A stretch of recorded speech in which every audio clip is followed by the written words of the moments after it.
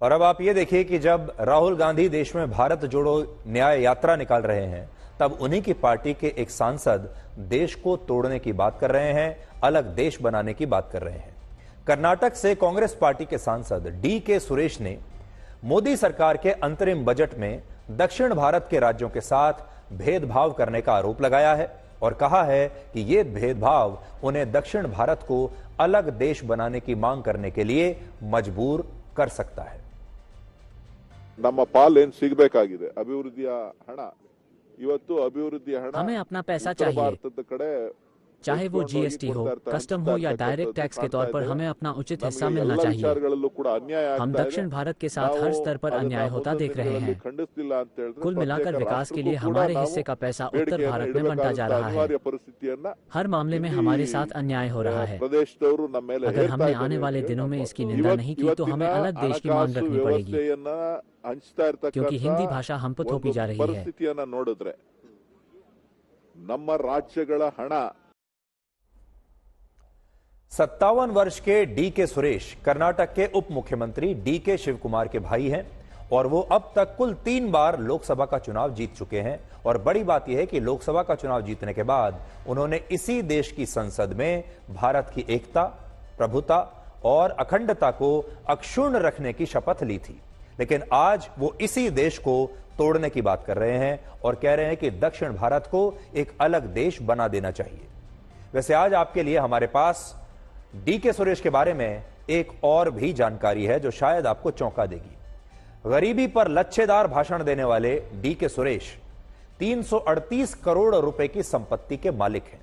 मेरे पास इस समय एडीआर की एक रिपोर्ट है मेरे हाथ में, जिसमें डी.के. सुरेश ने वर्ष 2014 के चुनावी एफिडेविट में अपनी संपत्ति लगभग 85 करोड़ रुपए बताई थी।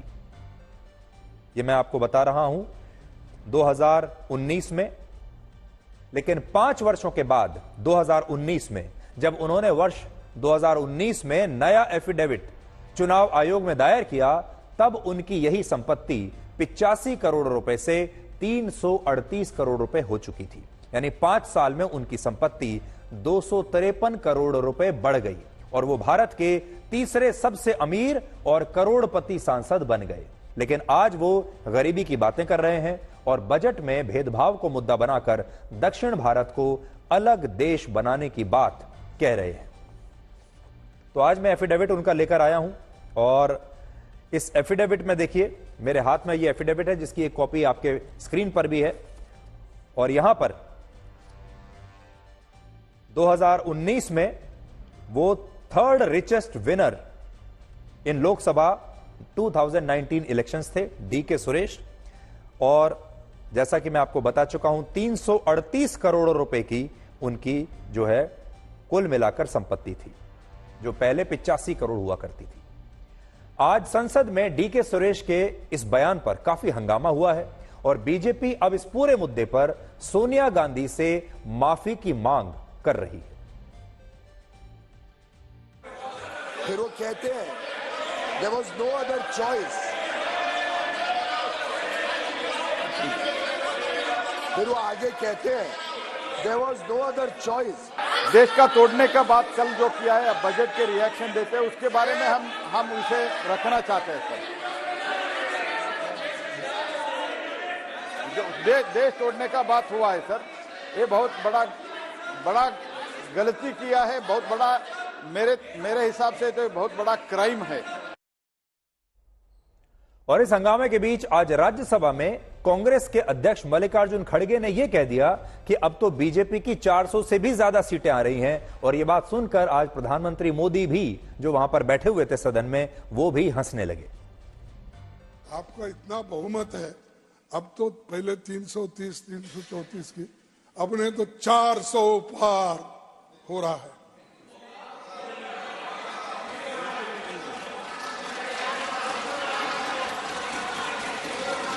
अरे 400, अरे तुम चुन के आओ सर, मेरा दावा है ये लोग ठहर के चुन के आने दो सब। नहीं, ये लोग ठहर के चुन के आने दो। 81 वर्ष के मल्लिकार्जुन खड़गे ने गलती से ही सही, ये हो सकता है उन्होंने कह दिया होगा गलती से कि इस बार बीजेपी 400 सीटों को भी पार कर रही है। लेकिन पश्चिम बंगाल की मुख्यमंत्री ममता बनर्जी इस समय कुछ भी गलती से नहीं कह रही, सब कुछ सोच समझकर वो अपने बयान दे रही है। आज भी ममता बनर्जी ने एक नया बयान दिया है और कहा है कि इस बार के लोकसभा चुनाव में कांग्रेस पार्टी शायद 40 सीटें भी ना जीत पाए और उन्होंने कांग्रेस को एक घमंडी पार्टी आज बताया है। समस्त রিজিওনাল পার্টিকে ঐক্যবদ্ধ করে এক জায়গায় দাঁড়াতে কংগ্রেস তুমি তো একা পারবে না, তুমি 40টা সিট পাবে কিনা আমরা জানি না,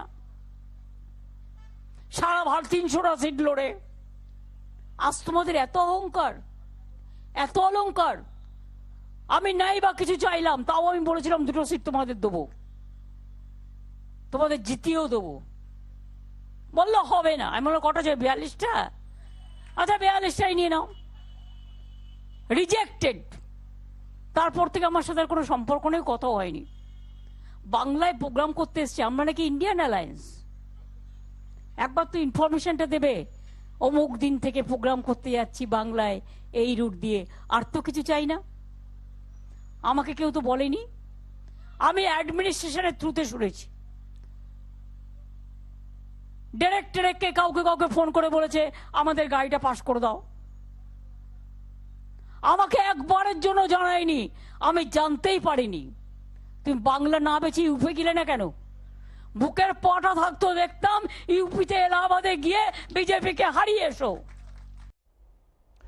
जिस दिन से अयोध्या में रामलला की प्राण प्रतिष्ठा हुई है, उसी दिन से राम मंदिर का विरोध करने वाले विपक्ष के इस इंडिया गठबंधन के प्राण भी ऐसे ही धीरे धीरे निकल रहे हैं। और आज स्थिति यह हो गई है कि ममता बनर्जी कह रही हैं कि कांग्रेस के लिए लोकसभा चुनाव में 40 सीटें जीतना भी मुश्किल होगा। इससे पहले ममता बनर्जी ये भी कह चुकी हैं कि वो पश्चिम बंगाल में अकेले चुनाव लड़ेंगी, किसी के लिए कोई सीट नहीं छोड़ेंगी। आम आदमी पार्टी भी ये कह चुकी है कि वो पंजाब में अकेले चुनाव लड़ेगी और नीतीश कुमार पहले ही अब एनडीए में शामिल हो चुके हैं, इसलिए धीरे धीरे एक एक करके इंडिया गठबंधन के लिए लगातार झटके लग रहे हैं।